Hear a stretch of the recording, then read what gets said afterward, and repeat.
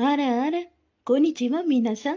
Welcome to my channel. Chapter 156 the ancient rulers. ये chapter पिछले chapter की लड़ाई से कंटिन्यू होता है। अम्मा ने रूदो को जोर से हिट किया था और रूदो स्टेडियम की उस जमीन पर इस तरह से धस गया था। अब वो नीचे गिर जाता है, उसकी हालत खराब हो जाती है और वो नीचे गिर जाता है। अब म्योमा यहाँ पर बातें करने लग जाता है। गिवर के पावर की क्वालिटी के आइडियोलॉजी और एक्सपीरियंस से बेस होती है। शक्तियों की ताकत के एक्सपीरियंस की लिमिट और उनके थॉट की स्ट्रेंथ से तय होती है। तो फिर एक गिवर के स्ट्रेंथ का सोर्स क्या होता है? ये ताकत कहाँ से आती है? एक आम इंसान के लॉस को इग्नोर करने जितना कैपेबल बिल्कुल भी नहीं हो सकता। फिर इतनी ट्रांसडेंटल पावर यूज करना ये सच में इम्पॉसिबल है। टाइम पर रूदो जब नीचे जमीन पर गिर जाता है, ये सवाल पूछते हुए म्योमा रूदो के हाथ को अपने हाथ से पकड़ लेता है और अपने फेस के सामने उसे लाते हुए ये सारी बातें कह रहा होता है। माँ की ये सारी बातें चल रही थी तभी रियू म्योमा पर पीछे से हमला करने के लिए मुशी में उसके पीछे आ जाती है। रियू म्योमा पर हमला करने वाली थी तभी म्योमा इधर रूदो को ही देखते हुए सवाल करता है, टेम्पर के तौर पर लो सीजर्स का इतना बड़ा होना, तुमने कभी सोचा है कि ये सीजर्स इतनी बड़ी कैसी हो सकती है? मैं तिरछी नजरों से ही उसके पीछे देख रहा था, जैसे कि उसे पता था कि रियू के पीठ पीछे आ चुकी है, उस पर हमला भी करने वाली है। म्योमा आगे कहता है, इंसानों के पास नेचुरली एबिलिटीज नहीं थी चीजों के मासेस को एम्प्लीफाई कर दे या फिर ऑब्जेक्ट के फंक्शंस को वो पोजेस कर सके। ये एबिलिटी इंसानों को एंशिएंट टाइम से ये एक गिफ्ट मिला हुआ है। तो इंडीड हम ये कह सकते हैं इस सभी का सोर्स एंशिएंट रूलर है। ये ग्राउंड एंशिएंट रूलर के एनर्जी से पूरा भर चुका है। इसी एनर्जी ने और इसी एनर्जी की वजह से यहाँ का ह्यूमन इवोल्यूशन जल्दी हो चुका है, जिस वजह से गिवर्स बन गए। माँ अपनी मुट्ठी में पकड़े रूदो के हाथ को और जोर से दबा देता है और कहता है, क्या तुमने देखा? रूदो नजरें उठाकर म्योमा की तरफ देखता है। म्योमा आगे कहता है कि ग्राउंड के सारे लोग एंशिएंट रूलर के पावर की एनर्जी से इस तरह से पोल्यूटेड हो चुके हैं, तुम कोई एक्सेप्शन नहीं हो रूदो सार्बारिक। टाइम पर रूदो अपनी कोट वाली पूंछ को ट्यूब करके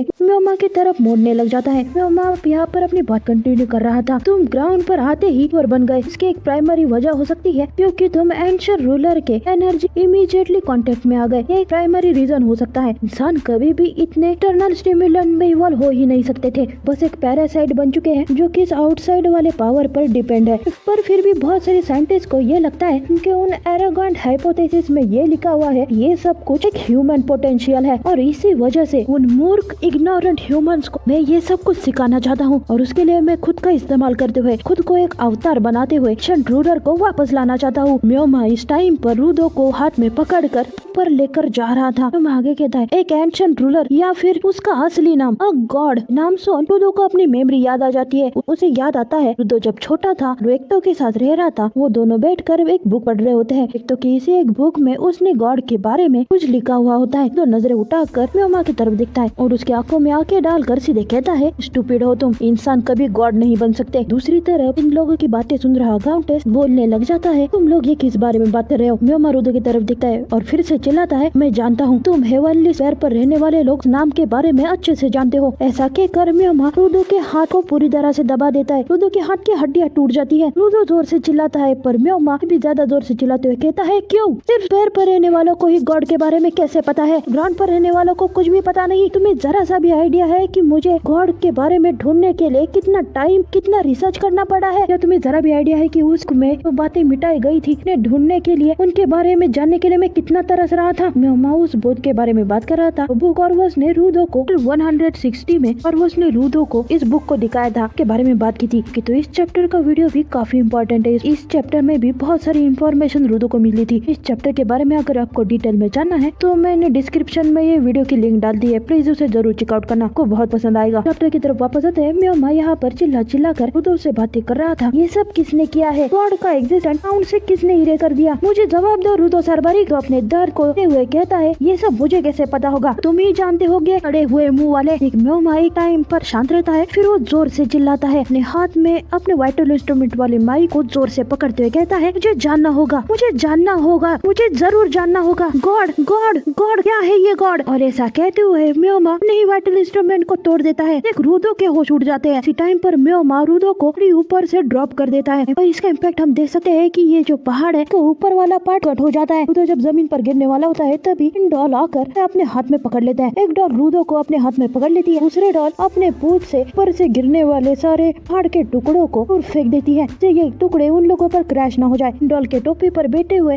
और बड़ा भाई ऑटो की हालत देख कर कहता है, वो रूदो तुम्हारा तो आया हाथ बर्बाद हो गया। रूदो अपने हाथों की तरफ देखता है और फिर वो रयू ऑटो से पूछता है, क्या तुम लोगों को गॉड के बारे में कुछ भी नहीं पता? रयू कंफ्यूज हो जाती है। गॉड? दूसरा भाई लोगों को आवाज लगाता है, गाइस म्योमा के साथ कुछ गलत हो रहा है। सभी लोग म्योमा की तरफ देखते हैं। म्योमा पागलों की तरह चिल्लाया जा रहा था, दिमाग पूरी तरह से खराब हो रहा था। अल्टे कह रहा था अचानक से ही एकदम वियर्डली एक्ट करने लग गया है। मेरे कहने का मतलब है कि ये हमेशा से ये कुछ अजीब ही हरकत दिखाता है, इस टाइम पर ये कुछ अलग ही तरीके से कर रहा है। बड़ा भाई ऑटो पूछता है, क्या उसके पावर पर कोई टाइम लिमिट है या वो अपनी पावर को कंट्रोल नहीं कर पा रहा है? रूदो नजर उठाकर म्योमा की तरफ देखता है और सभी को शॉकिंग चीज बताता है, ये सब उसके साथ इसलिए हो रहा है क्योंकि उसने अपने माइक्रोफोन को तोड़ दिया। नॉर्मली तुम जब वाइटल इंस्ट्रूमेंट को डिस्ट्रॉय कर देते हो तो उसकी पावर ऑटोमेटिकली खत्म हो जाती है। करंटली उसने वॉचमैन सीरीज से ट्रांसफॉर्म होने के लिए पावर ली है। जब उसने अपने वाइटल इंस्ट्रूमेंट को तोड़ दिया तो उसके पावर का बैलेंस खराब हो गया, तो फिलहाल उसके अंदर सिर्फ वॉचमैन सीरीज वाली पावर है। इधर गाउंटेस अपनी बात रखता है, अगर मैं कैलकुलेट करूँ तो ये सांप जैसा म्योमा वाइटल इंस्ट्रूमेंट को तो ब्रेक नहीं कर सकता, तो क्या ये गॉड म्योमा के माइंड को अफेक्ट कर रहा है? तो भरोसे से कहता है, नहीं, म्योमा ने ये विश की थी उसे गॉड बनना है और वो बस एक इंसान है। शायद उसने गॉड के बारे में जितना भी ढूंढ निकाला है वो सब कुछ उसने गॉड के बारे में कॉपी किया और आखिर में वो अंदर से एक सड़ा हुआ कचरा ही। गाउंटेस और रयू को उन्होंने कुछ सोच लिया है इसका एहसास हो जाता है। हमें दिखाया जाता है कि रूदो के हाथ में उसका हमेशा वाला दर्द होने लग गया है, क्योंकि उसे एक तरह से होश में भी लाता है। रूदो गाउंटेस से कहता है, गाउंटेस जैसे कि तुमने मुझे बताया था कि जब तुम्हारे गोल से पूरी तरह से कंज्यूम कर लेते हैं तो तुम उस चीज को खो देते हो जो तुम्हारे लिए सबसे मायने रखती है। म्योमा ने अपने गोल्स को उसे कंज्यूम करने दिया है, वजह से जो चीज उसे इम्पोर्टेंट थी वो भूल चुका है और मैं म्योमा को खत्म करने वाला हूँ। अब इस टाइम पर हम लोग इस पहाड़ को देख सकते हैं, मतलब म्योमा के पावर ने क्या हालत कर दी है इस पहाड़ की। यहाँ पर कंपैरिजन वाली इमेज लगा रही हूँ, ये देखा चैप्टर 131 में कैसा पहाड़ था और अब कैसा हो गया है, समझ में आ गया है आपको? आप यहाँ पर डिफरेंस देख सकते हो। ट्विन ब्रदर्स कहते हैं, नहीं ऐसा करने का टाइम नहीं आया है। रयू कहती है कि हमारे जैसे ऑर्डिनरी लोग उसके सामने नहीं टिक सकते। वैसे भी रूदो तुम्हारे हाथ पूरी तरह से टूट चुके हैं। तो रूदो कहता है, बस अभी भी दूसरा हाथ बचा है। शाबाश रूदो, आई हीरो एकेडमिया वाले देखो के भाई बन गए हो तुम। You know guys what I mean. रूदो आगे कहता है, अगर मैं ऐसे ही ऑब्जेक्ट्स को वाइटल इंस्ट्रूमेंट में बदलता गया तो मैं कभी उसे हरा नहीं पाऊंगा। वो भले ही अभी कोई गॉड की तरह नहीं है और वो उसकी पावर ऐसी हो चुकी है, वो गिवर से एक लेवल आगे बढ़ चुका है। टेस्ट परेशान होता है, कहता है क्या तुम वैसा ही करने वाले हो? ड्रॉप डेड सीरियस होकर कहता है, काउंटेस के वॉचमैन सीरीज वाली पावर को अपने वॉचमैन सीरीज वाले पावर से कंबाइन करने वाला हूँ, उसी की तरह कुछ बनने वाला हूँ। मोड़ पर ये चैप्टर खत्म हो जाता है। Chapter 157 the reason for Reliance शुरू हो जाता है। हमें मलबे को गिरते हुए दिखाया जा रहा था। यहाँ मिल्ड्रेटा धीरे धीरे अपनी आंखें खोलती है, उसे उसके सामने टूटी फूटी जमीन दिखाई दे रही थी, ऊपर से टिंग के टुकड़े गिरते हुए दिखाई दे रहे थे। वो पूरी तरह से होश में आ जाती है। सुनाई देता है कोई कह रहा था, ओह मैन, क्लीनर्स के जुरिडिक्शन के बाहर आता है। हमें सिचुएशन की फुल इमेज मिलती है कि इस टूटे हुए बिल्डिंग या फिर टुकड़ों से इंजन, मिल्ड्रेटा और मेरिएज उसके ओपन अम्ब्रेला के नीचे ये दोनों भी सेफली बैठी हुई थी। मिल्ड्रेटा शॉक होकर अपनी जगह से उठ जाती है। ये दिमाग में बहुत सारे सवाल थे। अब मेरिएज मिल्ड्रेटा को शांत करते हुए कहती है, ओ मिल्ड्रेटा तुम उड़ गई? मिल्ड्रेटा स्टेटस रिपोर्ट पूछती है। रिएज बताने लग जाती है, हम लोग डॉल फेस्टिवल के एंट्रेंस के कहीं आजू बाजू है। तमा के अटैक ने तुम्हें 10 मिनट के लिए तो बेहोश कर दिया था। इंजन ने हमें सेफ रखा है। की नजर इंजन पर जाती है। आजू बाजू बिल्डिंग के सारे टुकड़े गिरे हुए हैं। ये जगह तहस महस हो चुकी है और उसके सामने इंजन का सर जड़ हो चुका था और उससे खून निकल रहा था, जो पूरे बेहोश होने की कगार पर आ चुका था। पर वो मिल्ड्रेटा और मेरिएज को सेफ रखने के लिए अपने अम्ब्रेला को ओपन करके वहाँ पर बैठा हुआ था। मिल्ड्रेटा इंजन से माफी मांगती है कि माफ कर देना, मैंने गलती कर दी। तो इंजन समझाता है, नहीं तुम्हारी गलती नहीं है, वो तो मैं ही बदनसीब हूँ जो मेरे सर पर हिट हो गया। मैंने सही डिसीजन लिया था, सही निशाना भी लगाया था। एनीवे तुम दोनों यहाँ के लोकल्स और अटेंडेंट्स को लो और इस टाउन से जल्दी निकल जाओ। इनकी हालत खराब थी। और मिल्ड्रेटा और मेरिएज उसकी बात को अच्छे से समझ लेते हैं। इस इमेज में हमें इंजन, मिल्ड्रेटा, मेरिएज की ये पोजीशन दिखाई जाती है, जिस वजह से हमें समझ में आता है टाउन किस तरह से बर्बाद हो चुका है। मतलब लिटरली 40 से ये हम देख रहे हैं कि पहाड़ वाले टॉप की जगह पर डॉल फेस्टिवल वाला शो होने वाला था और नीचे टाउन था, यहाँ पर दुकान लगाई गई थी। दुकानों वाली ये जगह तरह से बर्बाद हो गई है। पहाड़ के टुकड़े सारे नीचे आकर गिरे हुए हैं। इसी के बीच इंजन ने मिल्ड्रेटा और मेरिएज सेफली बचाया है। इस पहाड़ का ये टोपा उड़ गया है। समझ में आ रहा है मैं आपको कितनी सीरियस बात बता रही हूँ? देखो मैं फिर से इस इमेज को लगा रही हूँ, आपको समझ में आ जाएगा कि किस लेवल की ट्रैक्शन यहाँ पर हुई है। इंजन कहता है कि अगर चीजें ठीक से संभाली नहीं गई तो ये सारा टाउन ही ग्राउंड के मैप से मिट जाएगा। वापस लड़ाई की तरफ आते हैं। तो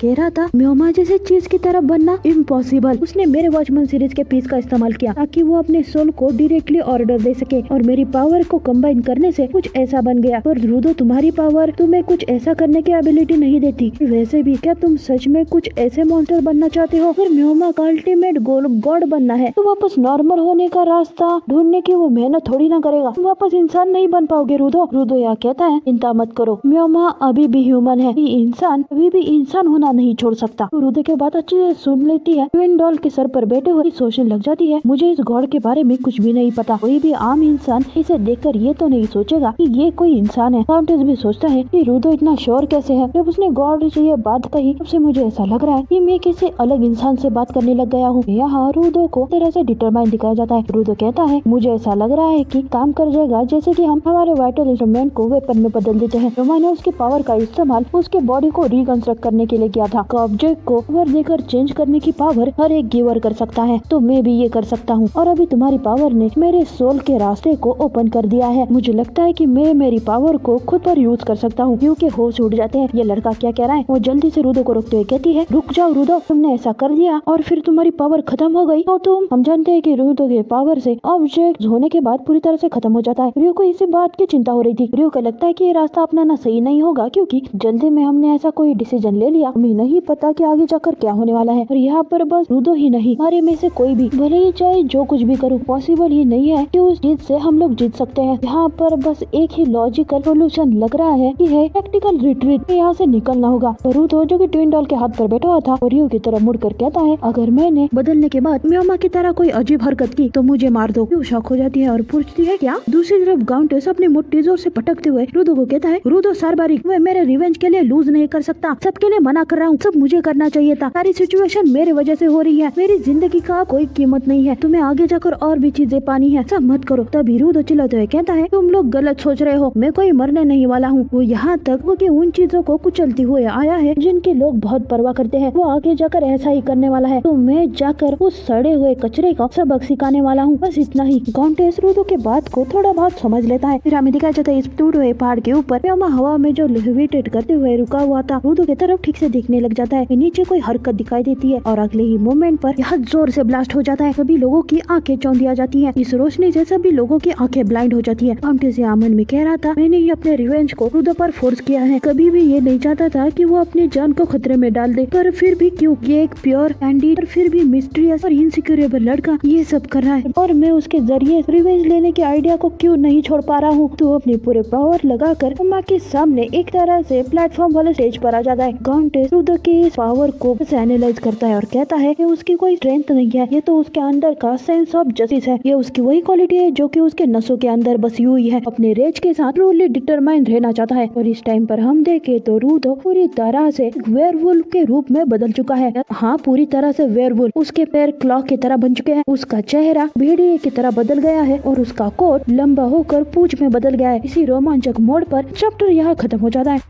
chapter 158 kind and gentle Avenger chapter continue होता है। म्योमा यहाँ केयरफुली देखता है कि रूदो ने एक्चुअली में क्या किया है। कंफ्यूज हो जाता है। रूदो ने भी अपने आप को उसी की तरह ही बदल लिया है। तो वेयरवुल्फ बना रूदो अम्मा से लड़ने के लिए तैयार है। एक मिनट, वरुण धवन नहीं, हमारा रूदो ही है। काउंटेस रूदो से कहता है, रूदो मैं तुम्हारी इस आइडिया को सपोर्ट नहीं करता हूँ। तुम्हारा ये प्लान और कुछ नहीं बल्कि सुसाइड मिशन है। कोई भी ऑब्जेक्ट जो तुम्हारे 3R की वजह से वेपनाइज हुआ है, काम होते ही खत्म हो जाता है। तो तुम्हारे बॉडी के साथ आगे जाकर क्या होगा, इसे इमेजिन करना इतना तो मुश्किल नहीं होने वाला है। और ये जो मेथड म्योमा को डिस्ट्रॉय करने के लिए तुम यूज कर रहे हो, जो कि तुम्हें आगे जाकर डिस्ट्रॉय कर देगी, अंत में कुछ भी नहीं बचेगा। रूदो सीरियसली कहता है, मैं जानता हूँ और तुम मेरे पावर के बारे में भी अच्छे से जानते हो। बस कंफ्यूज हो जाता है। मुझे ये याद नहीं है कि मैंने तुम्हें अपने पावर के बारे में कुछ भी बताया था। तुमने बस मेरे पावर के बारे में इस जोकर से सुना है ना? अब तो जोकर से सभी लोग जो बात कर रहे थे, मैं वो सारी बातें सुन चुका हूँ। फिर रूदो पूछता है, और फिर ये सारा नॉलेज म्योमा के पास जाता है ना? काउंटेस रूदो की इस बात को समझने की कोशिश करता है। रूदो आगे कहता है, पर म्योमा के ऑर्डर की वजह से तुम्हें जबरदस्ती सारी इन्फॉर्मेशन देनी पड़ रही है, तो उसे मेरे सारे ट्रिक्स और सारे गिवर के पावर के बारे में पता होगा और अब म्योमा के पास भी पावर आ चुकी है और इस तरह के आदमी के खिलाफ हम लोग अब लड़ने वाले हैं और यही एक वजह लड़ने के लिए सबसे इम्पोर्टेंट है। काउंटेस को समझ में आता है कि रूदो ने अचानक अपनी बॉडी ट्रांसफॉर्म करने का ये डिसीजन क्यों लिया, क्योंकि म्योमा रूदो ने अब जो पावर यूज की है इस बारे में सब कुछ जानता है। तो अगर वो लोग पुराने मेथड को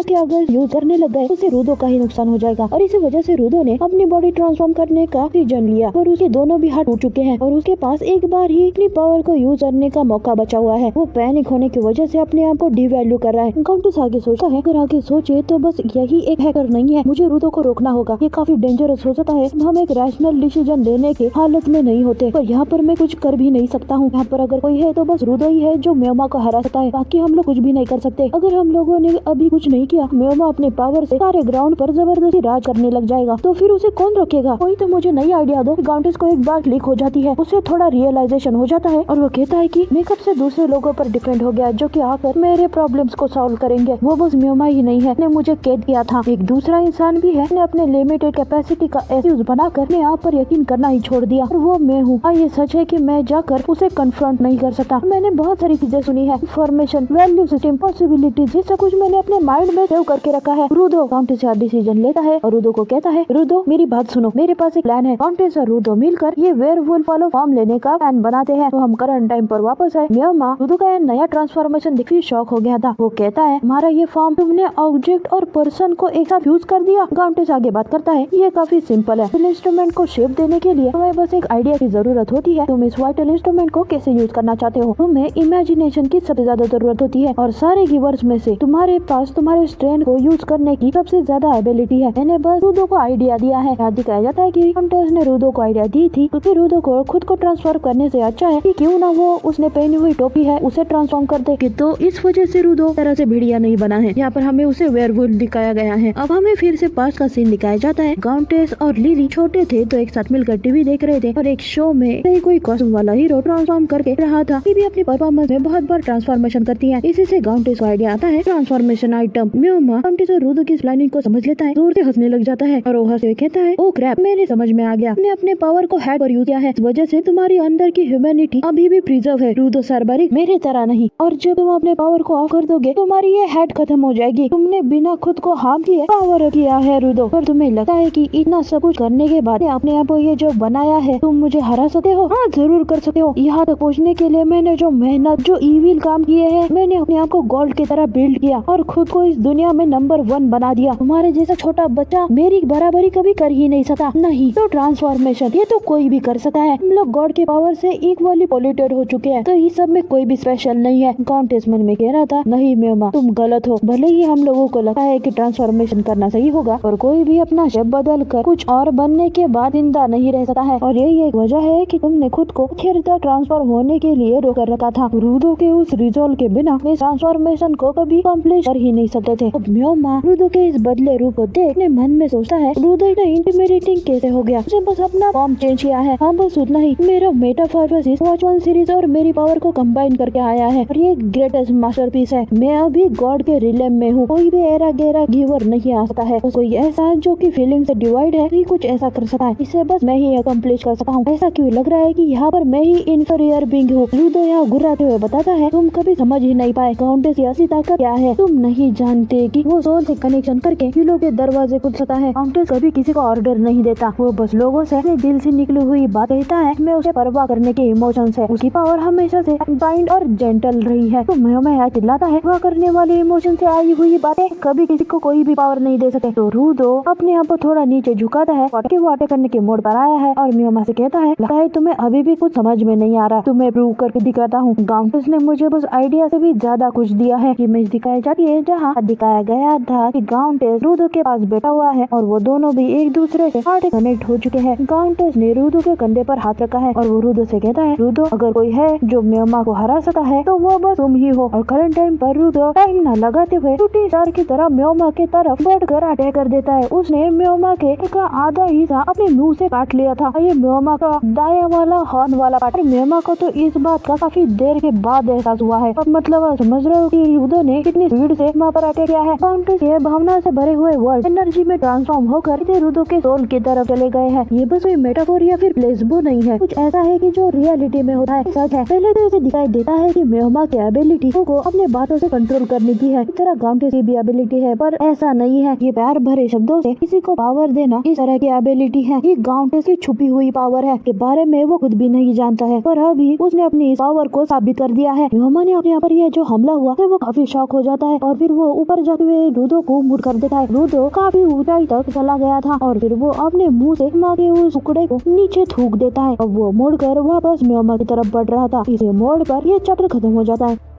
chapter 159 daily hire chapter continue होता है। चैप्टर 154 में जब एंशा को इंजर लोगों को हील करने के लिए एक्सटेंशन कॉर्ड की जरूरत थी और वो ऑगस्ट को बता रही थी कि विंग इनकी मदद करने आ जाती है और उन्हें बताती है डॉल फेस्टिवल के अप रूम में उन्हें वो एक्सटेंशन कॉर्ड मिल जाएगी। इसे यहाँ कंटिन्यू होता है। ऑगस्ट और विंग रूम के जाने के तरफ ये पहाड़ चढ़कर जा रहे होते हैं, तभी बीच में से रास्ते में पत्थर गिर जाते हैं। विंग कहती है कि ये काफी क्लोज था। ऑगस्ट भी अग्री कर जाता है। विंग आगे बोलने लग जाती है कि इन पहाड़ के पत्थर गिरने की वजह से टाउन के नीचे बहुत से घर टूट चुके हैं और हॉस्पिटल में बहुत सारे लोग एडमिट हो चुके हैं। हम लोगों को तुम्हारी बहन को जो एक्सटेंशन कॉर्ड चाहिए उसे जल्दी से ढूंढना होगा। माय लव भी कहता है हाँ बेटर, पर ड्यूड हम लोग इस एक्सटेंशन कॉर्ड के लिए पूरा पहाड़ चढ़कर इतना ऊपर आए हैं तो अच्छा होगा कि हमें जल्दी से वो एक्सटेंशन कॉर्ड मिल जाए। तो विंग बात करने लग जाती है कि हम लोग डॉल फेस्टिवल में जो एक्सटेंशन कॉर्ड यूज करते हैं ना सीरियसली इंसेन होती है, इसका वोल्टेज भी बहुत बढ़िया होता है। ऑगस्ट पूछने लग जाता है रुको, उन लोगों का क्या? डॉल फेस्टिवल के स्टाफ नहीं है पर यहाँ काम करते हैं, मैंने तो उन लोगों को अब तक नहीं देखा है। सीढ़ियाँ चढ़कर आगे बढ़ रही थी और अपनी उंगली गोल गोल घुमाते हुए कहती है लगता है कि वो अभी भी बैक स्टेज में होंगे, मैं भी अब तक उन लोगों से नहीं मिली हूँ। चौंक जाता है क्या बकवास है, तो वो लोग अब तक क्या कर रहे हैं? बताती है काम चोरी। अब ये दोनों भी स्टाफ एंट्रेंस के तीसरे नंबर वाले रूम तक पहुँच जाते हैं। विक दरवाजा खोलने वाले होते हैं तभी बस उसे रोक कर कहता है जरा रुको, वो लोग यहाँ से इवैक्यूएट नहीं हुए हैं, इसका मतलब सारे स्टाफ में अभी भी चोकर पहने होंगे। विक वो तो दरवाजा खोल देती है। ओपन हो गया लव जोर से चिल्लाता है अरे रुक जाओ। दरवाजा ओपन होते ही दोनों देखते हैं कि डॉल फेस्टिवल वाला स्टाफ बेहोश होकर नीचे गिरा हुआ है और उनके चोकर टूटकर उनके बगल पर गिरे हुए हैं, जैसे कि किसी ने उनके चोकर को काट दिया होगा। अगर इस सिचुएशन को ठीक से देखता है उसे दिखाई देता है इन चोकर को काफी क्लीन तरीके से काटा है और वो काफी सरप्राइज हो जाता है। इन वापस म्योमा की तरफ आता है जहाँ पिछले चैप्टर में जहाँ रूदो ने म्योमा के सर के लेफ्ट साइड वाली बाजू को काट दिया था तो वो सिंह जैसा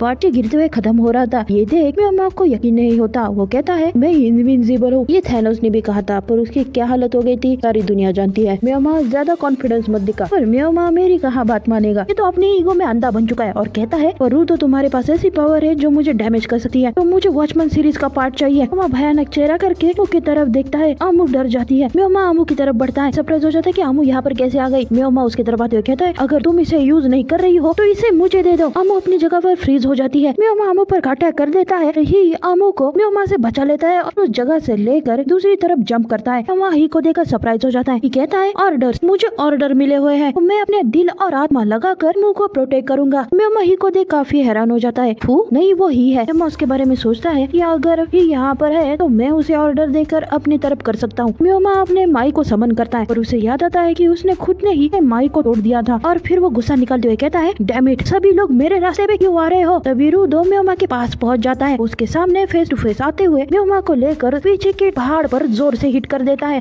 कि रूदो पूरा म्योमा के छाती पर बैठ चुका है और वो अपने क्लॉक के नाखून से म्योमा को इंजर्ड करता है। म्योमा अपने आप को बचाने के लिए अपने दोनों हाथ रूदो के सामने करता है। रूदो कहता है कि तुमने अपने खुद के वाइटल इंस्ट्रूमेंट को, अपने खुद के खजाने को खत्म कर दिया। रूदो को याद आता है कि ऑगस्ट ने इसको टोपी और शूज को बनाया था और उसके नेबरहुड बुली ने खराब करने के बावजूद भी 13 साल से ऑगस्ट ने इस सारी चीजों को संभाल कर रखा था। और दूसरी तरफ म्योमा जिसने अपने वाइटल इंस्ट्रूमेंट को खत्म कर दिया। इसी बात से गुस्सा होकर चिल्लाकर कहता है कि मैं तुम्हें और किसी चीज को नुकसान नहीं करने दूंगा। रूदो टाइम न लगाते हुए म्योमा के लेफ्ट हाथ को अपने जबड़े से काट कर उखाड़ लेता है, जैसे कोई भेड़िया असल में बोटिया नोच रहा हो। सीरियसली ये पैनल देखने में गूज़बम्स आ जाता है। दूसरी तरफ का सीन हमें दिखाया जाता है कि म्योमा डर से चिल्ला रहा था। उनकी ये लड़ाई पहाड़ से बने हुए बड़े होल से दूसरी तरफ ट्विन डॉल्स, ट्विन ब्रदर्स और रियू ये लोग मिलकर इस होल से देख रहे थे। यह बड़ा भाई ओटो पूछता है कि क्या तुम श्योर हो कि वो अभी भी इंसान है? दूसरा भाई पूछता है ऐसा क्यों? तो पहला भाई कहता है मॉन्स्टर को लेकर सारा फ्लोर साफ कर रहा है। तो छोटा भाई कहता है हाँ शायद लग तो ऐसे ही रहा है। तो मतलब है हम लोग भी अब तक ट्रेजेडी से लड़े हैं, पर मैं अभी भी नहीं चाहता कि मैं उनके क्रॉस फायर में आ जाऊँ। अगर हमारे अलावा यहाँ पर और कोई इंसान होता तो वो कब का खत्म हो जाता। तभी रियू आजू बाजू देख इन लोगों के लिए अरे रुको, यहाँ पर फ्लेक्स और गिल गायब हो चुके हैं। अब हमें फ्लेक्स और गिल को दिखाया जाता है जो कि डॉल फेस्टिवल के स्टाफ रूम में थे। फ्लेक्स आगे बढ़ रहा था। यहाँ का सारा स्टाफ बेहोश गिरा है। ये देख गिल कहती है चलो यहाँ से निकलते हैं, नहीं लगता कि हमें इसके कोई पैसे मिलने वाले हैं। और यहाँ का स्टाफ भी बिना किसी वजह के बेहोश हुआ है। फ्लेक्स आगे बढ़ते हुए कहता है क्या तुम भूल गई हो लॉर्ड म्योमा ने हमारे लिए इंश्योरेंस तैयार करके रखे हैं। अब फ्लेक्स रोते हुए ये कहता है कि इस इवेंट में लॉर्ड म्योमा ये लड़ाई हारने वाले हैं और हमारी इतनी ड्यूटी तो बनती है कि हम लोग इस वेन्यू को डिस्ट्रॉय कर दे। यहाँ पर एक और खुलासा होता है कि इस हरामी मेहमान ने डॉल फेस्टिवल वाले वेन्यू के अलग अलग जगह पर बॉम्ब प्लांट किए थे। मतलब ये हरामी अगर हार भी गया तो सभी लोगों को अपने साथ लेकर मर जाना चाहता है। नहीं देखा किस लेवल का नीच आदमी है ये मेहमान। लेकिन सब गिल को सारी बात बताने लग जाता है कि लॉर्ड मेहमान ने बहुत से लोकेशन पर बॉम्ब प्लांट कर दिए थे। जब उनकी इलेक्ट्रिसिटी कट आउट हो जाएगी वो फट जाएंगे। यहाँ पर मेहमान का एक सीन दिखाया भी जाता है जहाँ वो बॉम्ब प्लांट कर रहा था और बता रहा था कि इस बॉम्ब को उसी ने ही बनाया है, उसने गाउंटेस का आर्टिफिशियल हार्ट बनाया था। फ्लेक्स आगे कहता है कि हम लोग इस रूम की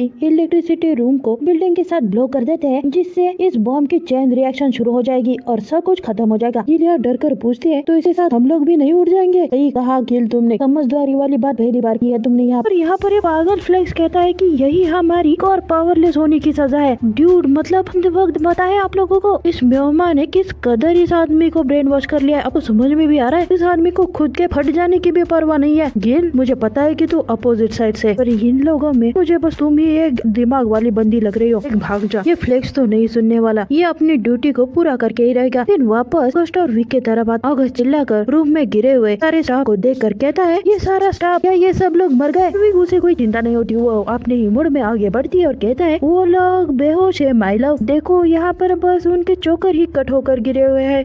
पूरी तरह से फ्रीक आउट होकर हुए कहता है कि यही वो ह्यूमन जो मुझे ज्यादा डरावना लग रहा है। पर वो तो आगे बढ़ते हुए कहती है ऐसा लग रहा है ये जिसने भी किया है इलेक्ट्रिक रूम के तरफ जा रहा था। बस अपने डरे हुए मूड में कहता है देखो मान भी लो इन लोगों का काम हो चुका है। विग आगे बढ़ते हुए कहती है चलो चोर को पकड़ते हैं। अगस्त उसे याद दिलाता है मुझे लगता है कि हम लोग एक्सटेंशन कॉर्ड को ढूंढ रहे थे। पर विंग इलेक्ट्रिक रूम की तरफ आगे बढ़ती है और अगस्त भी उसके पीछे जाते हुए कहता है मुझे यकीन भी नहीं हो रहा मैं तुम्हारे पीछे आ रहा हूँ, सच में बहुत स्कैरी हूँ। तभी यहाँ पर इन लोगों को बगल के रूम से आवाज आती है। विंग वहाँ मुड़कर देखती है कि मैंने वहाँ पर कोई आवाज सुनी। तो इसे वहाँ पर दिखाई देता है कि कोई डॉल फेस्टिवल के स्टाफ के कपड़े अपने हाथ में तलवार लेकर खड़ा है और नीचे जमीन पर फ्लेक्स और गिल बेहोश होकर गिरे हुए हैं। ये दोनों सच में बेहोश है या फिर इसने इनका काम डाल दिया? खून तो नहीं दिखाई दे रहा कि ये बेहोशी हो गए हैं। पहले तो हमें भी कंफ्यूज दिखाई देती है और फिर वो बाद में सामने वाले को पहचान लेती है और अपने मुड़ में कहती है ओह ये तुम हो, तुमने ये सब स्टाफ के साथ किया। अगस्त वी के इस चिल एटीट्यूड को देखकर हैरान हो जाता है। Excuse me? वी कहती है अरे हाँ तुमने चोकर नहीं पहना था तो मैं तुम पर रूल नहीं कर सका। इधर वो स्टाफ तलवार अपने कैप में रख देता है। विंग आगे कहती है मैं बहुत खुश हूँ कि तुम हमारे साथ हो लव, और कोई नहीं बल्कि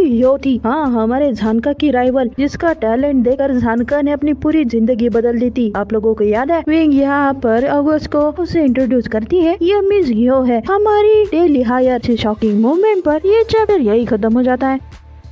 चैप्टर 160 ओपनिंग। चैप्टर शुरू होता है यो से। अगस्त अपने सामने खड़ी कूल काम एंड स्टाइलिश यो को काफी शौक होकर देख रहा था। विंग अब यो की तरफ आगे बढ़ते हुए कहती है तुम तो हमारी लाइफ सेवर निकली लव, अगर तुम यहाँ पर नहीं होती ना मिस यो, ये मेहमा के पपेट वाले स्टाफ हम लोगों का कब का भरता बना चुके होते। हम पीछे अगस्त को देख के जिसे लग रहा है कि इस विंग को ये आजू बाजू जो चल रहा है इसे फर्क क्यों नहीं पड़ रहा। विंग फ्लेक्स और गिल को देख कर कहती है बाय द वे ये लोग है क्या, नीचे फ्लोर पर गिर कर क्या कर रहे हैं? यह थोड़ा शांत रहती है और फिर विंग को बताने लग जाती है कि जब चोकर वाले स्टाफ ने उस पर हमला कर दिया था तब मैंने उन्हें अच्छे से हैंडल किया और थोड़ा रेस्ट करने के लिए मैं यहाँ पर आकर बैठ गई थी। तभी यो को दरवाजे से एक आगे जाते हुए दिखाई देता है जो कि रूम से ट्रोजन उड़ाने की कोशिश करता है जिससे बॉम्ब की चेन हो जाएगी। ये बात वो विंग को बताती है। यही वजह थी कि उसने गिल और फ्लेक्स को न्यूट्रलाइज कर दिया। तो विंग यहाँ खुशी से यो की तारीफ करने लग जाती है। तुम तो इनक्रेडिबल हो माय लव, तुम्हें बिना बताए ही तुम बिल्कुल सिक्योरिटी गार्ड में बदल गई। तो यो यहाँ पर बात क्लियर करती है कि आपने ही मुझे इस वेन्यू को डिफेंस करने की इंस्ट्रक्शन दी थी मिस विंग। के बाद विंग को याद आती है अरे हाँ मैंने ऐसा ही कहा था। विंग के समझ में आता है कि यहाँ पर में क्या सिचुएशन है। डर कर कहती है एक्सप्लोजन। यो आगे बताने लग जाती है हाँ आपने सही कहा, अपेरेंटली यहाँ पर बहुत सारे बॉम्ब है जो पूरे टाउन में लगाए गए थे जो कि इलेक्ट्रिक रूम से डिटोनेट करने की वजह से पूरे टाउन को बर्बाद कर सकते थे। अगर यहाँ की इलेक्ट्रिक रूम डिस्ट्रॉय हो जाती तो इन बॉम्ब से पूरा टाउन बर्बाद हो जाता। विंग आगे चिल्ला कर कहती है तो हमें उन बॉम्ब को ढूंढना चाहिए। तो यो बताती है कि मैंने उन्हें हैंडल कर दिया है। फिर से शॉक हो जाती है व्हाट? यो उसी कूल कामनेस में बताती है मैंने इसे ऑलरेडी हैंडल कर लिया है। मैंने डॉल फेस्टिवल शुरू होने से पहले ही सारे बॉम्ब्स को ढूंढ लिया था। मैंने उन्हें अच्छे से हैंडल कर लिया, एक जगह पर ला कर रख दिया। फिर से शॉक हो जाती है क्या सभी बॉम्ब? यो बताने लग जाती है हाँ मैंने पूरे टाउन से इन्हें निकाल लिया है, पर फिर भी हमें किसी स्पेशलिस्ट को इसे चेक करने के लिए बुलाना चाहिए। फिलहाल के लिए हमें इन दोनों को कहीं पर बांध कर रखना चाहिए, फिर बाद में हम लोग इन्हें हेल गार्ड को सौंप देंगे। तो विंग यहाँ पर यो को वही कहती है कि मेरे दिमाग में चल रहा है शी इज बैडएस। विंग आगे सोचती है कि जब सभी लोग म्योमा की वजह से डिस्ट्रैक्ट हो गए थे तो ह्यो ने कैजुअली सारे टाउन में होने वाले इस डिजास्टर को आराम से रोक लिया। मैं जानती हूँ मैंने एक सही पर्सन को ही पिक किया है। फिर भी विंग तारीफ करते हुए कहती है, ओह जिस किसी ने भी तुम्हें सिक्योरिटी के लिए हायर किया होगा ना, उसका जवाब नहीं। तो ह्यो यहाँ पर हमेशा के काम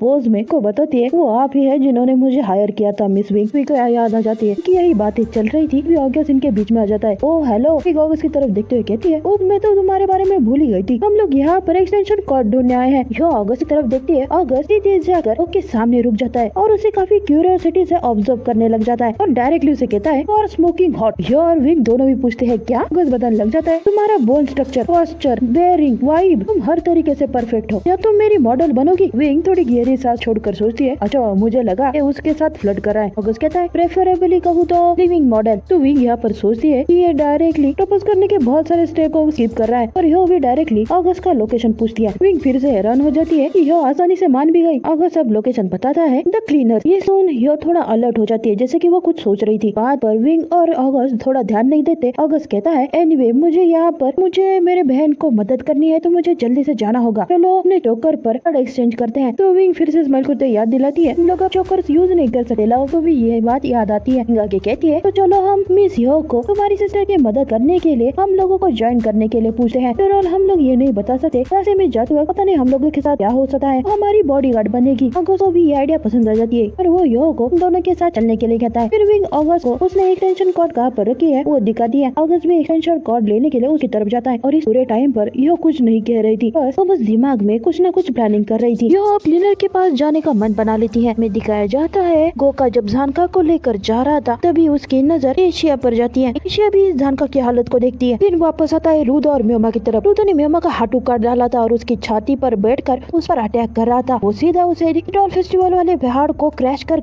बाहर निकलता है और ये दोनों भी पहाड़ और टाउन के दूर निचले वाले एरिया पर जाकर गिर जाते हैं। रूदो म्योमा को जमीन से घसीट कर लेकर जा रहा था और इसी टाइम म्योमा अपने आप को बचाने के लिए सोचने लग जाता है, चलो अपने थॉट्स को ऑर्गेनाइज करते हैं। हमें म्योमा के माइंड में क्या चल रहा है वो दिखाया जाता है। इधर म्योमा के दिमाग में हमें एक तरह से क्लासरूम दिखाई जाती है। पर बगल में टेबल पर म्योमा का वाइटल इंस्ट्रूमेंट वाला माइक रखा हुआ था और म्योमा जो कि इंसानी रूप में है वो बोर्ड पर चौक से रूदो की स्केच बनाई थी। रूदो को पॉइंट आउट करते हुए ये इंसानी रूप वाला म्योमा पूछता है, ये कौन है? तो हमने बेंच पर ये अलग क्रीचर बना हुआ म्योमा बैठा हुआ दिखाया जाता है जो कि सामने वाले म्योमा से लेसन सीख रहा था। एंटिटी वाला क्रीचर म्योमा कहता है, ये रूदो सार्वरिक है। यहाँ से कंफ्यूजन ना हो तो मैं इंसानी म्योमा को यहाँ पर बस म्योमा कहूंगी और एक एंटिटी टाइप म्योमा को यहाँ क्रीचर कहूंगी, तो इन दोनों के कन्वर्सेशन में कंफ्यूजन ना हो जाए। म्योमा अब क्रीचर से पूछता है, तुम्हें क्या लगता है रूदो को उसका ऐसा अपीयरेंस किसने दिया? देखो ये शायद सिमिलर हो सकता है जोडेल द रेडर या फिर गिल्टा द क्लीनर्स की तरह। ये क्रीचर कहता है, ऐसा नहीं है, वो दोनों बस अपने वाइटल इंस्ट्रूमेंट को पहनते हैं पर रूदो ने अपने पूरी बॉडी का स्ट्रक्चर बदल दिया है। पर रूदो का ये फॉर्म इस तरह से काम नहीं करता जैसे मेरा फॉर्म काम करता है। क्योंकि मेरा फॉर्म बस मेरे रूल के पावर को यूज करता है। बेसिकली रूदो ने बस अपनी जो हुडी पहनी है उसे ही पावर दी है और उसी हुडी को उसने ट्रांसफॉर्म होने के तौर पर यूज किया। तो म्योमा क्रीचर की तरफ बढ़ते हुए कहता है, फिर हम लोग रूदो की स्ट्रेंथ के बारे में कैसे एक्सप्लेन कर सकते हैं? हमने उसका कोई सोल्यूशन नहीं ढूंढ निकाला तो रूदो हमें डिस्ट्रॉय करके रख देगा। ऐसे अल्ट्रा फेनोमेनन में ट्रांसफॉर्म होना ये आम बात नहीं है। हम बस अंदाजा लगाकर उसकी इस पावर को मेजर नहीं कर सकते। रूदो के पास लड़ने का एक्सपीरियंस हम दोनों से भी ज्यादा है, यहाँ तक कि उसने हमारा हाथ भी काट लिया। क्रीचर में हमारे सर को हाथ लगाकर तरह से बेकाबू हो जाता है और चिल्लाकर कहता है, नहीं ऐसा नहीं हो सकता, मैं हारना नहीं चाहता हूँ, मैं इस दुनिया की सबसे बड़ी ऊंचाई पर पहुँचना चाहता हूँ। फिलहाल तो शांत हो जाते हैं, जरा सोचते हैं। म्योमा चिल्लाता है, मैं इस दुनिया के टॉप के पोजीशन पर पहुँचूंगा। नॉर्मल म्योमा कहता है, हाँ सभी लोगों ने हमेशा हमें नीचा दिखाया है। फिर से चिल्लाता है, जब मैं टॉप में पहुँच जाऊंगा अब मैं नंबर 1 बन जाऊंगा। तो इधर फिर से म्योमा कहता है, नहीं ये उम्मीद नहीं लगाई थी कोई शेमड़ा लड़का हमारी रास्ते में आ जाएगा।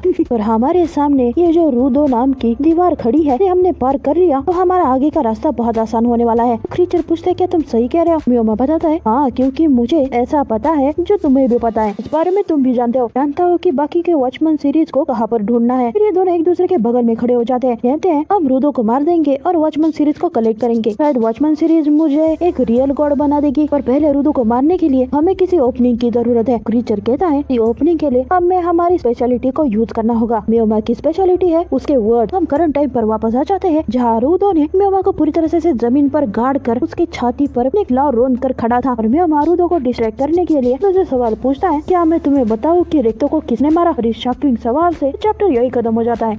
Chapter 161 opening. चैप्टर की शुरुआत का पैनल दिखाया जाता है टैम्सी को। टैम्सी किसी बड़े से राजमहल के सामने खड़ा है। का मतलब टैम्सी की और कोई बड़ी सीक्रेट आइडेंटिटी है जो कि आगे चलकर रिवील होगी। लेकिन वापस म्योमा और रुदो के हेड की तरफ आता है। अब म्योमा रुदो पर अटैक करके उसे अपने आप से दूर फेंकता है। इस अटैक का इतना इम्पैक्ट होता है कि रुदो के मुंह से खून निकलने लग जाता है। काउंटेस वरीड हो जाता है। हम देख भी सकते हैं कि कैसे रुदो ने म्योमा को घसीटते हुए जमीन पर ले गया था और म्योमा के अटैक की वजह से अब रुदो आसमान में उड़ रहा है। म्योमा अपने अंदर सोचता है, ऐसा लग रहा है कि रुदो अभी भी अंदर से अभी भी मैच्योर नहीं हुआ है। तो मैंने कहा कि रेखा को किसने मारा, ये बात ये चीज रुदो सबसे ज्यादा जानना चाहता है। चाहे तुम्हारा अपोनेंट कितना भी पावरफुल क्यों ना हो, अगर हमने उसके दिल को एक तरह से झंझोड़ के रख दिया तो हमें नहीं मिल जाएगी और उनका रिदम टूट जाएगा। क्रीचर म्योमा नीचे गिरा हुआ अपने जगह से उठ जाता है। रुदो की तरफ हंसते हुए देख कर कहता है, तो रुदो को मरने से पहले कब तक अपसेट किया जा सकता है। रुदो जो कि दूर जाकर जमीन पर घसीट कर गिरा हुआ था, म्योमा का ये सवाल सुन लेता है। वो काफी शॉक हो जाता है और म्योमा टाइम ना लगाते हुए फिर से रुदो पर अटैक कर देता है। उस रुदो जहाँ पर गिरा है उस जगह के कीड़े उड़ जाते हैं और रुदो अपने आप को उस अटैक से बचा लेता है। रुदो की तरफ बढ़ते हुए म्योमा सोचता है, तुम सोच रहे हो कि गाउंटेस को इस छोटी बातों के बारे में कुछ भी पता नहीं होगा, और गाउंटेस वो बातें जानता है जो बातें मैं भी नहीं जानता। वो अपोनेंट है जिससे तुम नीचा दिखा रहे हो। अगर मुझे यकीन ना हो कि कोई भी इंफॉर्मेशन कब काम आए तो मैं उसे अपने तक ही रखना पसंद करता हूँ ताकि मैं उस पर आगे जाकर सोच सकूँ। तो बाद में मैं गाउंटेस को उसके सारी इंफॉर्मेशन को भूल जाने के ऑर्डर दूंगा। तो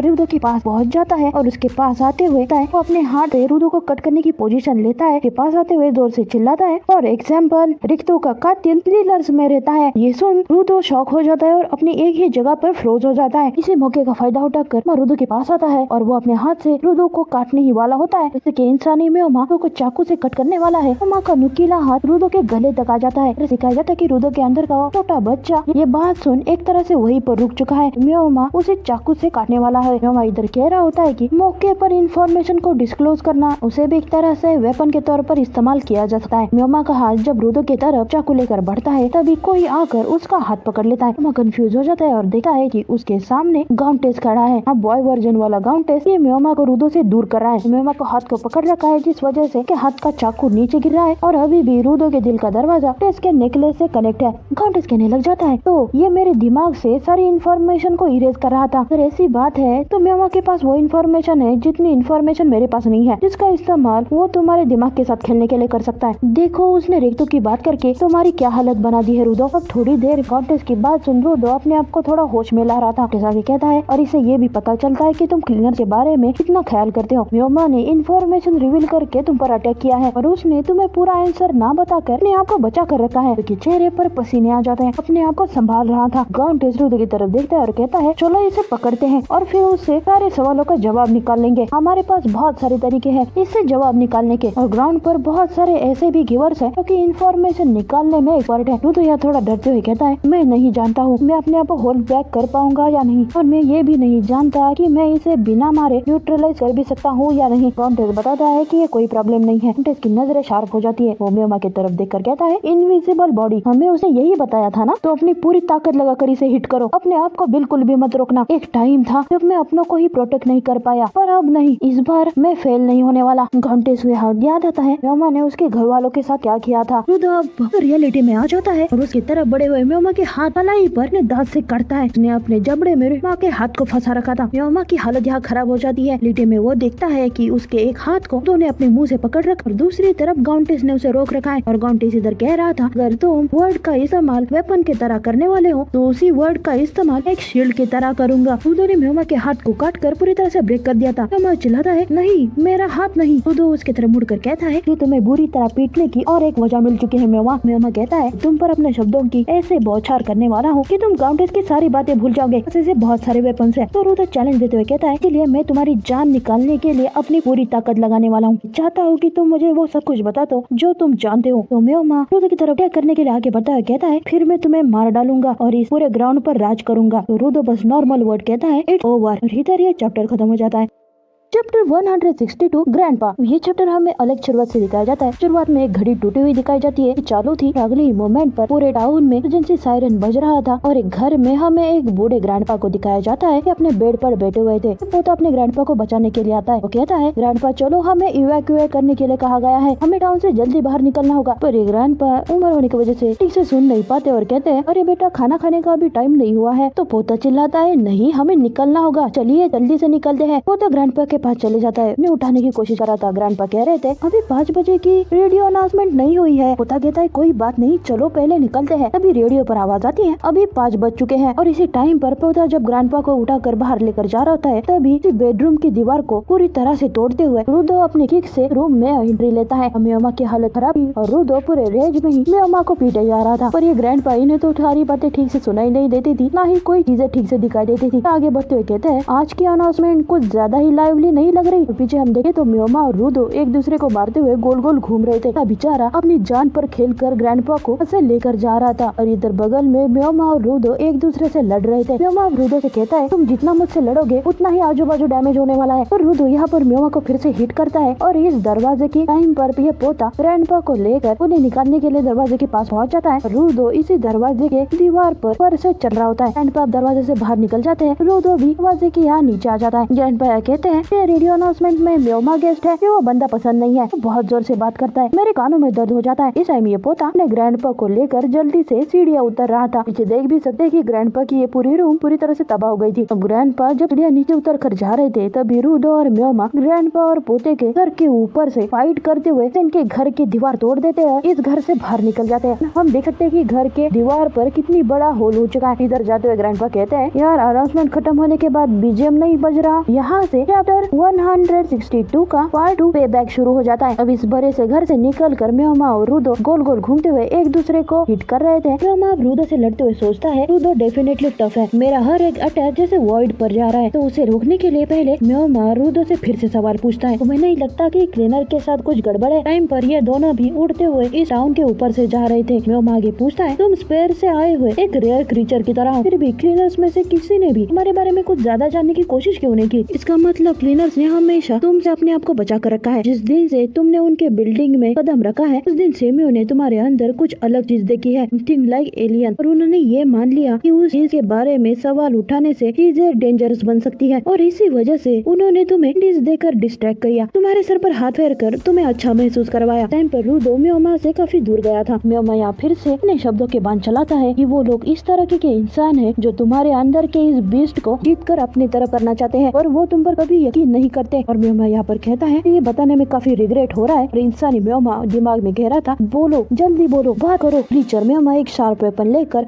गिरते हुए रूडो के पास आ जाता है। वो उस पर वार करने वाला होता है और कहता है, बस ये तुम ही हो जो ये समझते हो कि वो तुम्हारे दोस्त है। और नॉर्मल म्योमा दिमाग में चिल्ला रहा होता है, अभी अटैक करो। और म्योमा के पास आती ही रूडो एक तरह से स्नैप हो जाता है और कहता है, तुम गलत हो। म्योमा के अपने पास आते हुए उस नुकीले पैर को अपने कोट वाले नुकीली पैर वाले पूंछ से रोक लेता है। गांटे सा कहने लग जाता है, तुम गलत हो। लेनस के दिमाग में बस यही है कि तुम रूडो उनमें से ही एक है। अगर उन्हें रूडो से खतरा रहता तो रूडो उनके एटीट्यूड से आसानी से जान जाता। उनकी सारी बातें सुनी है, मैं उनको जानता हूँ। वो लोग वैसे ही आम लोग हैं। लोगों ने तुम्हारे बारे में कुछ भी नहीं पूछा क्योंकि वो एक अनस्पोकन रूल को नहीं तोड़ना चाहते। उन लोगों के दिमाग में ये साफ है कि तुम उन लोगों में से ही एक हो। वो तुम्हारे बारे में कुछ अलग सोचते तो तुम्हें पहले दिन से उनके बर्ताव से समझ में आता। एक क्लीनर्स की बात सुनी है, मैं तुम्हें बता सकता हूँ। वो तुम्हारे बारे में नहीं पूछते क्योंकि वो तुम्हारी जिंदगी में ताक झाक नहीं करना चाहते। ये एक अलग लोगों के ग्रुप के बीच में बना एक अनस्पोकन रूल है, तो वो तोड़ना नहीं चाहते, चाहे अच्छे के लिए हो या बुरे के लिए। क्लीनर्स में सभी सेल्फ सेंटर इंडिपेंडेंट सोल है। इस वजह से कि तुम जो भी हो और आगे जाकर तुम जो भी बनोगे वो तुम्हें अपना मानते हैं। इस टाइम पर रूडो अटैक करके म्योमा से दूर हो जाता है। म्योमा एक बिल्डिंग पर जाकर खड़ा रह जाता है। काउंटे से कहता है, तुम्हारी ये शब्दों की शील्ड हर बार काम नहीं करेगी, चाहे तुम्हारी ये शब्दों की शील्ड कितनी भी सुंदर क्यों ना हो। टाइम पर मेरे शब्दों की तलवार ढाल को काट ही देगी। तभी म्योमा थोड़ा शॉक होकर रूडो की तरफ देखता है। तो जो कि घर के अंदर गिरा हुआ था, उसे एक अलग तरीके की पावर जनरेट हो रही थी। उसे म्योमा को डर लगने लग जाता है। वो डरते हुए कहता है, ये क्या? रूडो उस टूटे घर से छलांग लगाता है, म्योमा के पास आ जाता है। कोट वाले पूछ से म्योमा की छाती पर वार करता है। म्योमा रूडो को देखते हुए कहता है, सेकंड से पहले अब दिखने में बड़ा बन चुका है, ताकतवर भी। इम्पॉसिबल। क्या गाउंटेस की बातों से रूडो की पावर बढ़ चुकी है? ऊपर उड़ता हुआ रूडो अब नीचे गिरते हुए गाउंटेस के पास आने लग जाता है। म्योमा गाउंटेस पर चिल्लाता है, गाउंटेस। फिर हमें नॉर्मल म्योमा को दिखाया जाता है। क्योंकि कुछ भी नहीं कह रहा था, क्योंकि उसके पास कोई आइडिया नहीं थी। क्रीचर म्योमा टाउन से उड़कर दूसरी तरफ जा रहा था। हाँ, वो भाग रहा था। भागते हुए कहता है, रूदो अब स्ट्रॉन्ग बनते जा रहा है और मैं हार जाऊंगा। यहाँ पर रिट्रीट करना ही एक वैलिड स्ट्रेटेजी हो सकती है। मैं रीग्रुप करूंगा और लड़ने वापस आ जाऊंगा। जब वो लोग अपना गार्ड डाउन करेंगे, मैं उन लोगों की हालत खराब कर दूंगा। रूदो इस भागते हुए म्योमा को देखता है और कहता है, कम बैक कही के। टाउन से भागे हुए लोग अपने ऊपर से जाते हुए इस म्योमा वाले क्रीचर को देख रहे थे और वो काफी डर जाते हैं। लोग अपने आप को बचाने के लिए भाग रहे थे। वो इस क्रीचर से काफी डर गए थे, पर ये म्योमा लोगों के ऊपर से उड़ते हुए उसके सामने एक गुफा जैसी जगह पर जा रहा था और कह रहा था, जीतने के लिए छुप जाना कोई शर्म वाली बात नहीं है। वो उस गुफा में पहुंचने ही वाला होता है, तभी रूदो उसके सामने आ जाता है। म्योमा नहीं कह के चिल्लाता है, पर रूदो म्योमा को टाइम न देते हुए अपने लात से किक करता है। म्योमा आसमान में ऊपर उड़ता है, पर रूदो टाइम न लगाते अपना हाथ ऊपर करता है और म्योमा से भी ज्यादा ऊपर जाकर अपने हाथ का बड़ा सा पंच बना लेता है। ऊपर गोल गोल घूमते आते हुए म्योमा को इस पंच से जोर से हिट करता है। म्योमा पूरा जमीन में जाकर धस जाता है। यहाँ पर हमें क्लियरली ये टाउन वाला सीन दिखाया जाता है कि यहाँ पर आजू बाजू टाउन है, इधर ये बड़ी गुफा दिखाई गई है, उसके ऊपर ये पहाड़ की कवर अप करने वाली जगह है। म्योमा बराबर इस गुफा के ऊपर गिरा हुआ है। म्योमा की हालत खराब हो जाती है। वहाँ पे चिल्लाता है, रुको, थोड़ा रुक जाओ, तुम उस अपोनेंट के पीछे पड़े हो जिसने तुम्हें पीठ दिखाई है। सच में ग्राउंड पर आकर तुम ये सब करना चाहते हो? तो गुर्राते हुए चिल्लाता है, हमारी बात खत्म हो गई। शांति से चलते हुए म्योमा के पास आता है, मेरे दोस्त, डॉल फेस्टिवल, ये टाउन, सारे इंसान। इधर हमें म्योमा को पूरी तरह से डरा हुआ दिखाया जा रहा था। वो दो जिसका चेहरा पूरी तरह से ब्लैक किलर इंटेंट वाला हो चुका था, वो अपने बड़े बनाए हुए हाथ के पंजे को उठाकर म्योमा के सामने आकर खड़ा हो जाता है और उसे पूछता है, तुम्हें याद है तुमने झानका के साथ क्या किया था? म्योमा को याद आता है कि कैसे उसने झानका को इंजर्ड किया था। रियलिटी में स्नैपबैक हो जाता है और रूदो यहाँ कहता है, अब पे बैक टाइम है। रूदो चिल्लाते हुए म्योमा के कंधे को अपने दूसरे हाथ से पकड़ लेता है और अपना बड़ा बनाया हुआ पंजे वाला हाथ म्योमा के छाती में पूरी तरह से घोंप देता है और इधर ये चैप्टर खत्म हो जाता है।